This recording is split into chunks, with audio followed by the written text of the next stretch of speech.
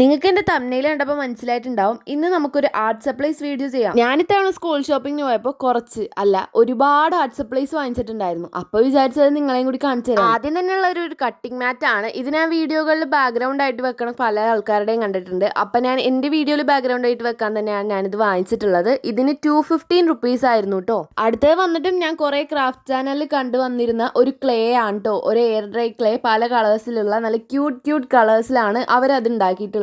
ഇതിന് വന്നിട്ട് 65 റുപ്പീസ് ആയിരുന്നു. ഒരെണ്ണം നമ്മുടെ ഗീവ് അവേക്ക് കൊടുക്കാൻ വാങ്ങിച്ചാലോ എന്ന് വിചാരിച്ചായിരുന്നു. പക്ഷെ ഇത്രയും പേര് ഗീവ് അവേക്ക് പങ്കെടുക്കുമെന്ന് ഞാൻ വിചാരിച്ചിട്ടുണ്ടായില്ല. അതാണ് ഞാൻ അത് വാങ്ങിച്ചില്ല. അടുത്ത ഞാൻ തപ്പി നടന്നിട്ടുള്ള ജൂട്ട് ത്രെഡ് ആണ്. ഇത് നമ്മൾ എന്തെങ്കിലും ഈസ്തെറ്റിക് ആയിട്ട് ഉണ്ടാക്കുമ്പോൾ സൈഡിലൊക്കെ ഒട്ടിച്ചെടുത്താൽ വല്ലാത്തൊരു ബ്യൂട്ടിഫുൾ ആയിരിക്കും അതിനെ കാണാനായിട്ട്. അതിനായിട്ട് ഞാൻ വാങ്ങിച്ചിട്ടുള്ളതാണ്.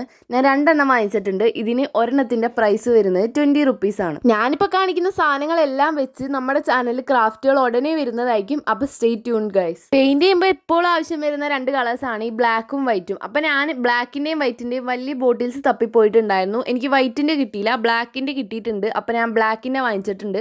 ഇതിന് 110 റുപ്പീസ് ആയിരുന്നു വന്നിട്ടുണ്ടായിരുന്നു. വൈറ്റിൻ്റെ വലിയ ബോട്ടിൽസ് പേസ്റ്റൽ കളേഴ്സ് ഉണ്ടാക്കാമെന്ന് വിചാരിച്ച് വാങ്ങിക്കാൻ പോയതാണ്, പക്ഷേ കിട്ടിയില്ല. അത് കാരണം തന്നെ ഞാൻ 2 ചെറിയ ബോട്ടിൽസ് ആണ് വാങ്ങിച്ചിട്ടുണ്ടായിരുന്നത്. ഓരോ അക്രിലിക് പെയിന്റിന്റെ ബോട്ടിലിനും 25 റുപ്പീസ് ആണ് കേട്ടോ. പിന്നെ എൻ്റെ കയ്യിൽ യെല്ലോ കളർ തീർന്നിട്ടുണ്ടായിരുന്നു പെയിന്റിന്റെ. അപ്പം നമ്മൾ യെല്ലോ കളറും കൂടി വാങ്ങിച്ചെടുത്തിട്ടുണ്ട് ചെറിയ ബോട്ടിൽ. വൈറ്റിന്റെ വലിയ ബോട്ടിൽ കിട്ടിയായിരുന്നെങ്കിൽ എൻ്റെ ചാനലിൽ പേസ്റ്റൽ കളർ ഉണ്ടാക്കുന്ന വീഡിയോ എപ്പോഴേ വന്നേനെ. പിന്നെ എൻ്റെ കഥയിലെ നായകനായ ഫെവിസ്റ്റിക്ക്, ഞാൻ എല്ലാത്തിലും ഫെവിസ്റ്റിക്ക് യൂസ് ചെയ്യുന്നതാണ്.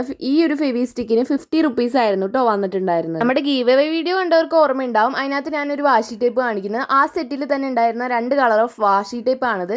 ഒരു റെഡ് കളറും ഒരു ബ്ലൂ കളറും. ഇതിന്റെ പ്രൈസ് വന്നിട്ട് 20 റുപ്പീസോ അങ്ങനെ എന്തോ ആയിരുന്നു കേട്ടോ. അടുത്ത എൻ്റെ അനിയത്തി വാങ്ങിച്ച സംഭവമാണ്. എനിക്കിതിന് സ്മെല്ല് അലർജിയാണ് കേട്ടോ. എന്നെ പോലെ ആരൊക്കെ ഉണ്ട്, അല്ലെങ്കിൽ എനിക്ക് മാത്രമാണ് ഇങ്ങനെ. B7000 പ്രൈസ് എനിക്ക് ഓർമ്മയില്ല കേട്ടോ, സോറിയേ. ഈ ചാംസ് എന്ന് പറഞ്ഞാൽ എന്താണെന്നറിയോ? അത് വേറൊന്നുമല്ല, ഇതേപോലത്തെ കുറച്ച് സംഭവങ്ങളാണ്.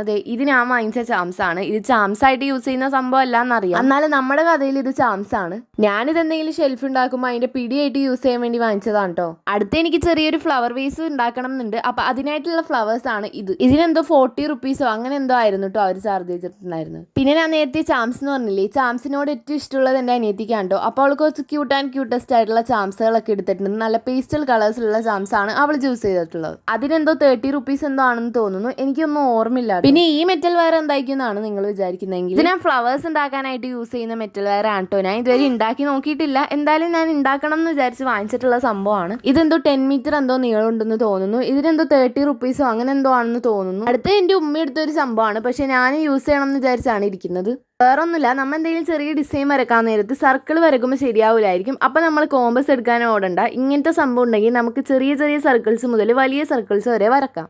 അടുത്തത് ഞാൻ കുറച്ച് പേന റീഫില്ലേഴ്സ് വാങ്ങിച്ചിട്ടുണ്ടായിരുന്നു. എനിക്ക് പേനകൾ ഉണ്ടാക്കാനാണ് കേട്ടോ ഞാനിത് വാങ്ങിച്ചിട്ടുള്ളത്. ഒന്നെങ്കിൽ ക്ലേ വെച്ചുണ്ടാക്കണം, അല്ലെങ്കിൽ പേപ്പർ വെച്ചുണ്ടാക്കണം. അതിൻ്റെയൊക്കെ വീഡിയോ വിശദമായി ഞാൻ ഇടുന്നതായിരിക്കും കേട്ടോ. പിന്നെ ഞാൻ നേരത്തെ പറഞ്ഞ പോലെ ഫ്ലവർ ഉണ്ടാക്കാനായിട്ട് കുറച്ച് ക്രീപ്പ് പേപ്പേഴ്സ് വാങ്ങിച്ചിട്ടുണ്ട്. ഇതിന് 10 റുപ്പീസ് ആയിരുന്നു വന്നിട്ടുണ്ടായിരുന്നത്. എന്തായാലും ഒരു ചാർട്ട് പേപ്പറിനേക്കാളും വലിയ സൈസ് ആണ് ഇതിൻ്റെത്. അടുത്തത് എൻ്റെ അനിയത്തി പാറ്റേൺ പേപ്പേഴ്സ് വേണമെന്നും പറഞ്ഞ് നടന്നിട്ട് അവിടുന്ന് പാറ്റേൺ പേപ്പേഴ്സ് കിട്ടിയിട്ടുണ്ടായിരുന്നു. ഇത് 10 ഷീറ്റസിന്റെ പേപ്പേഴ്സ് ആണ്. ഇതിന് എത്ര 65 റുപ്പീസ് എന്തോ ആയിരുന്നു വന്നിട്ടുണ്ട്. പിന്നെ ഒരുപാട് ക്രാഫ്റ്റ്സുകളിൽ നിങ്ങൾ കാണുന്ന പോലെ തന്നെ ട്രാൻസ്പാരന്റ് ഷീറ്റ് ഞാൻ വാങ്ങിക്കാൻ വേണ്ടി നോക്കി നടന്നിട്ടുണ്ടായിരുന്നു. അപ്പൊ ഞാൻ അവിടെ കണ്ടായിരുന്നു ഒരു സെറ്റ് ട്രാൻസ്പാരന്റ് ഷീറ്റ്. ഇതിന് 40 റുപ്പീസ് ആണ് 10 പീസസിന്. ഇത് ഞാൻ എടുത്ത് കാണിക്കാത്ത ഒന്നും കൊണ്ടല്ല, ഒരു തവണ എടുത്തിട്ട് തന്നെ കഷ്ടപ്പെട്ടാണ് അതിൻ്റെ ഉള്ളിൽ കയറ്റി വെച്ചിട്ടുണ്ടായിരുന്നത്. ഇങ്ങനെ ഇളകി കളിക്കുന്ന കാരണം മര്യാദക്ക് വെക്കാൻ പോലും പറ്റുന്നുണ്ടായില്ല. അപ്പൊ എന്തായാലും എൻ്റെ വീഡിയോ ഇഷ്ടപ്പെട്ടെന്ന് വിചാരിക്കുന്നു. ഇത്രയേ ഉള്ളൂ എൻ്റെ ആർട്ട് സപ്ലൈസ് ഹാൾ എന്ന് പറഞ്ഞ വീഡിയോ. അപ്പൊ നിങ്ങൾക്ക് ഇഷ്ടമായാൽ ലൈക്ക് ചെയ്യാനും ഷെയർ ചെയ്യാനും സബ്സ്ക്രൈബ് ചെയ്യാനൊന്നും മറക്കണ്ട. അപ്പൊ ഗീവ് അവേ പങ്കെടുക്കാത്തവരൊക്കെ ഒന്ന് പോയി പങ്കെടുക്കും. 6 മെയ് വരെ ഉണ്ട് സമയം.